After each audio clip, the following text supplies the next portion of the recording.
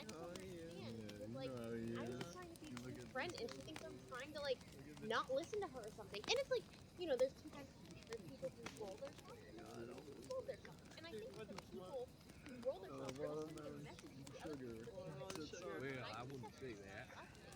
And, like, okay, think about the making of right? It's all the balloons. Like, some of that... Boo! Stop it, Johnny! The woods scare me enough! Well then, these are the wrong woods for you. What?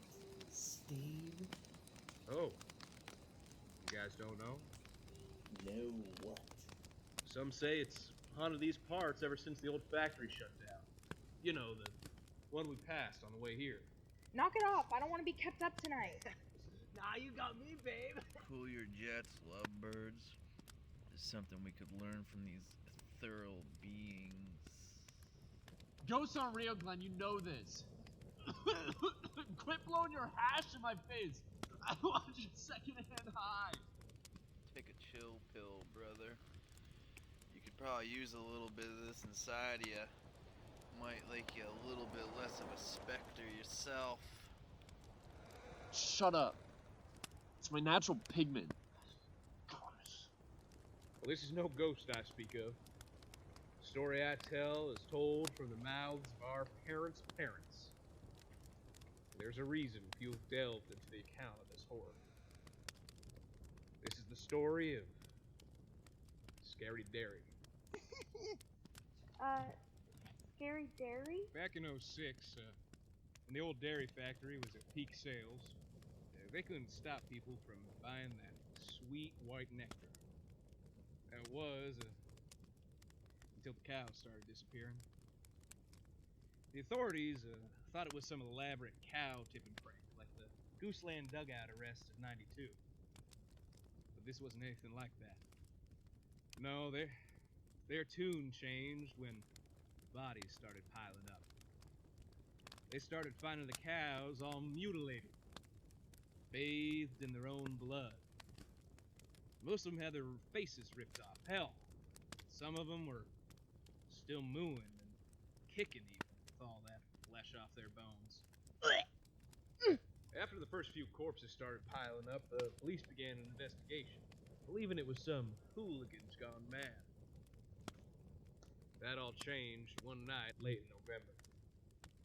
You see, they hired a night watch crew to watch over a couple of the fields. 3 burly men, armed with anticipation.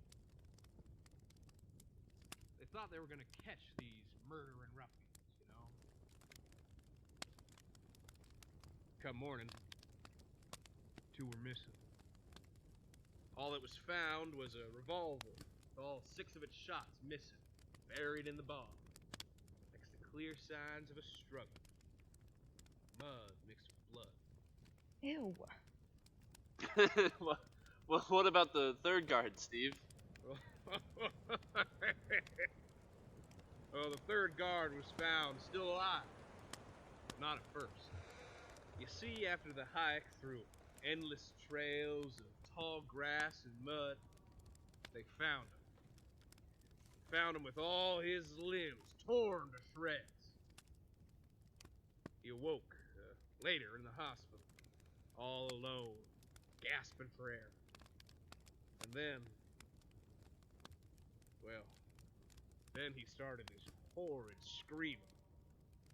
The nurses said he wouldn't stop. It was this terrible shriek.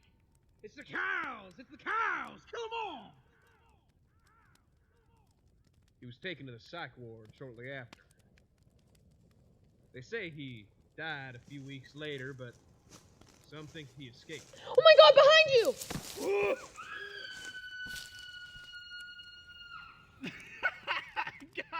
Guys, stop. That's just old man Pete. He's just doing his nightly wood shopping. Hey, Pete. Hey! So, crazy guy just killed a bunch of cows and then died, so what? Yeah, I'm with Johnny on this one. Plus, I heard this Scary Dairy only comes out on a full moon. He does! See, what you need to understand is that Scary Dairy's no man. After that guard's disappearance, the killings continued.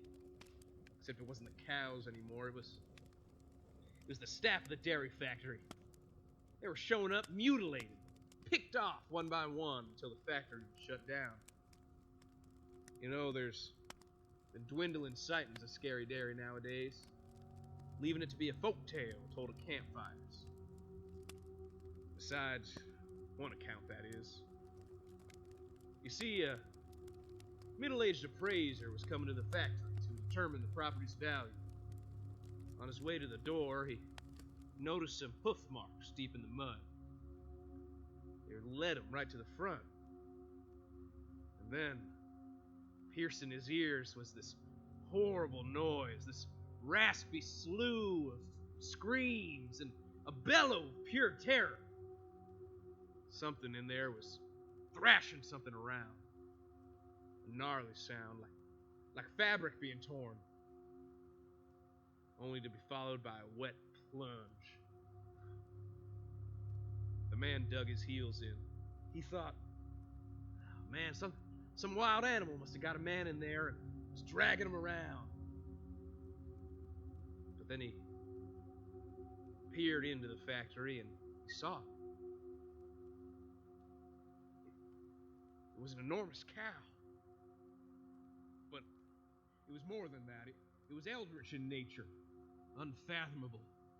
It had these spindly joints that were more human than bovine.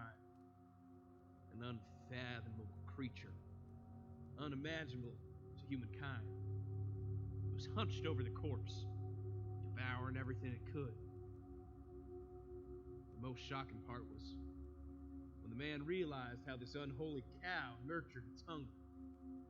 A blood-red tentacle, an udder, coming from the underside of the cow, dripping and slopping. These appendages came out of it, tangling and closing. The man watched as this creature's tentacles wrapped around the flesh and bones of the mangled carcass. Stop! Stop! It's too gnarly for one night, and I'm all out of blood. How do you even come up with that? That's disgusting. I may have made up some of the gory details, but nothing I said tonight isn't true. Yeah, well, yeah, for a real dweeb to fall for that, right, guys?